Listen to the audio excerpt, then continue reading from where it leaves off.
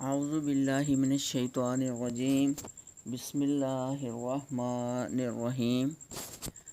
آج ہم الحمدللہ سورۃ البقرہ کے فضائل اور اس کا زمانہ نزول اور شان نزول دیکھتے ہیں۔ رسول اللہ صلی اللہ علیہ وآلہ وسلم نے ارشاد فرمایا، جس گھر میں سورۃ البقرہ پڑھی جائے شیطان اس گھر سے نکل جاتا ہے۔ اور آپ صلی اللہ علیہ وآلہ وسلم نے فرمایا، الزہراوین، دو جگمگانے والی صورتیں یعنی البقرہ اور آل عمران پڑھا کرو۔ قیامت کے دن وہ اس حال میں آئیں گی جیسے وہ دو بادل یا دو سائبان یا پرندوں کے دو جھنڈ ہوں، اور وہ اپنے پڑھنے والوں کی طرف سے مغفرت کے لیے جھگڑا کریں گی۔ لہٰذا سورۃ بقرہ پڑھا کرو، اسے حاصل کرنا برکت اور چھوڑ دینا باعث حسرت ہے، اور باطل قوتیں یعنی جادو وغیرہ اس کا مقابلہ نہیں کر سکتا۔ مدنی صورتوں میں یہ سب سے پہلی صورت ہے۔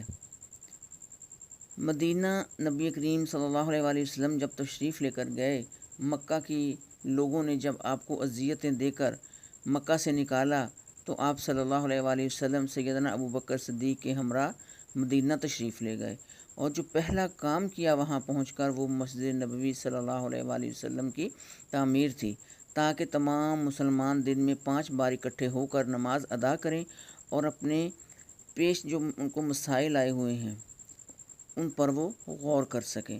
اور دوسرا اہم مسئلہ مدینہ میں آباد کاری کا تھا، مہاجرین کی آباد کاری، جو کہ مکہ سے وہ لوگ ہجرت کر کے آئے تھے، تو ان کی آباد کاری، ان کی معیشت، ان کا کوئی کاروبار نہیں تھا، تو ان کے ذریعہ معاش کا مسئلہ تھا، جس کے لیے نبی کریم صلی اللہ علیہ وآلہ وسلم نے مہاجرین اور انصار، وہ لوگ جو مدینہ میں پہلے ہی آباد تھے اور جو مسلمان ہو چکے تھے، انصار یعنی مددگار بنے وہ مہاجرین کے۔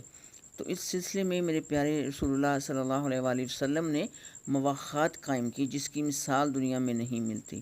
اور تیسرا بہت ہی اہم مسئلہ کہ مدینہ ایک چھوٹی سی نئی کلی کی طرح ایک نوخیز اسلامی ریاست کے دفاع کا تھا، کیونکہ اب مشرکین مکہ کے علاوہ بہت سارے آس پاس کے دوسرے مشرک قبیلے بھی مسلمانوں کو صفحہ ہستی سے مٹانے پر تلے ہوئے تھے۔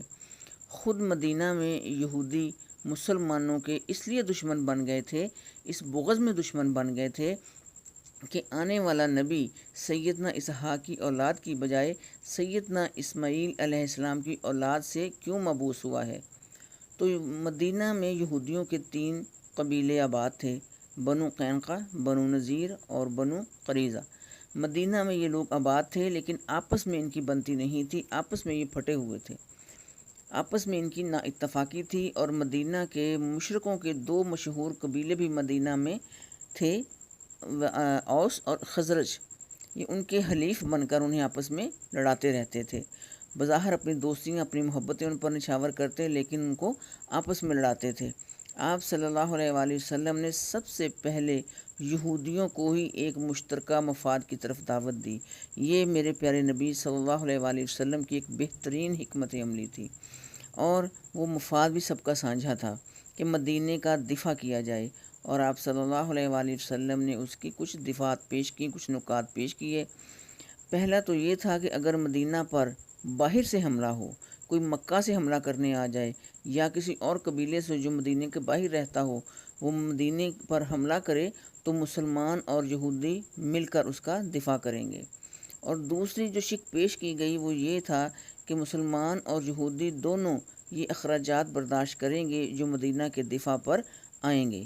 اور تیسرا یہ تھا کہ مسلمانوں اور یہودیوں کے درمیان کسی طرح کے بھی جھگڑے کی صورت میں رسول اللہ صلی اللہ علیہ وآلہ وسلم کی ذات ہی فیصلہ کرے گی۔ تو یہودیوں کے لیے تو بظاہر ایسی شرائط کو تسلیم کرنا ناممکن نظر آ رہا تھا، کیونکہ وہ مدینے کی معیشت پر اور سیاست پر پوری طرح چھائے ہوئے تھے۔ محترم ویور، جس طرح آج کل یہودی پوری دنیا کی معیشت پر چھائے ہوئے ہیں، پوری دنیا کی سیاست پر چھائے ہوئے ہیں، تو میرے پیارے رسول جب مدینہ تشریف لے کر گئے، نئی وہاں مدینہ مسلمان ریاست بننا شروع ہوئی، تو مدینہ کے یہودی ہی اس معیشت پر اور سیاست پر چھائے ہوئے تھے۔ مگر یہ اللہ تعالیٰ کی خاص مہربانی، کیونکہ ان کا آپس میں ان تینوں قبیلوں کا باہمی اتفاق نہیں تھا، تو ان کی اس باہمی نا اتفاقی کا نتیجہ یہ تھا کہ یہودی قبائل باری باری اور مختلف اوقات میں نبی کریم صلی اللہ علیہ وآلہ وسلم کے اس معاہدے کو تسلیم کرتے چلے گئے۔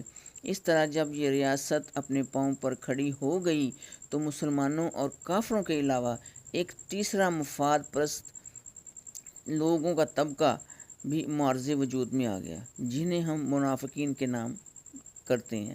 تو اس صورت میں ابتدا میں ان تین گروپوں کا ذکر ہے، ان تین گروہوں کا ذکر ہے جو مدینہ میں آباد تھے۔ نمبر 1 مسلمان، نمبر 2 کافر یعنی یہودی، اور نمبر 3 منافقین۔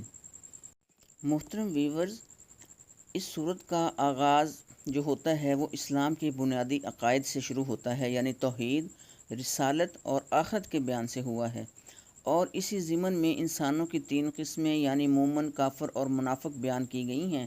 پھر حضرت آدم علیہ السلام کی تخلیق کا واقعہ بھی اسی صورت میں بیان فرمایا گیا ہے، تاکہ انسان کو اپنی پیدائش کا مقصد معلوم ہو۔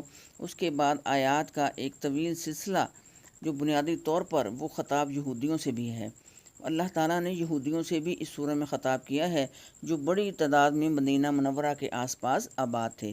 ان پر اللہ تعالیٰ نے جو نعمتیں نازل فرمائیں اور جس طرح انہوں نے ناشکری اور نافرمانی سے کام لیا، اس کا تفصیل کے ساتھ بیان اس صورت میں ہے۔ اور اسی پہلے پارے کے آخر میں سیدنا ابراہیم علیہ السلام کا تذکرہ بھی ملتا ہے، اس لیے کہ انہیں نہ صرف یہودی اور عیسائی بلکہ عرب کے جتنے بھی بت پرست قبیلے تھے وہ اپنا جد امجد مانتے تھے، ان کو اپنا پیشوا مانتے تھے۔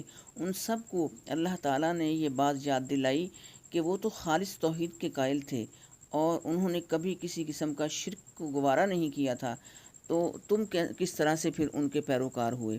اور اسی ضمن میں بیت اللہ کی تعمیر اور اسے قبلہ بنانے کا موضوع بھی اسی صورت میں زیر بحث آیا ہوا ہے۔ دوسرے پارے کے شروع میں اس کے تفصیل کے ساتھ احکامات بیان کرنے کے بعد اس صورت میں مسلمانوں کی انفرادی اور اجتماعی زندگی سے متعلق بہت سارے احکامات بیان فرمائے گئے ہیں۔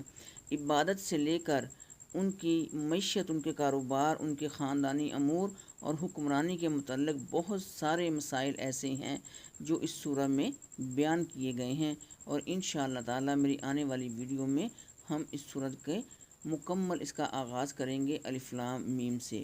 آج اس کا تعارف، اس کا زمانہ نزول اور اس کا شان نزول بیان فرمایا گیا ہے۔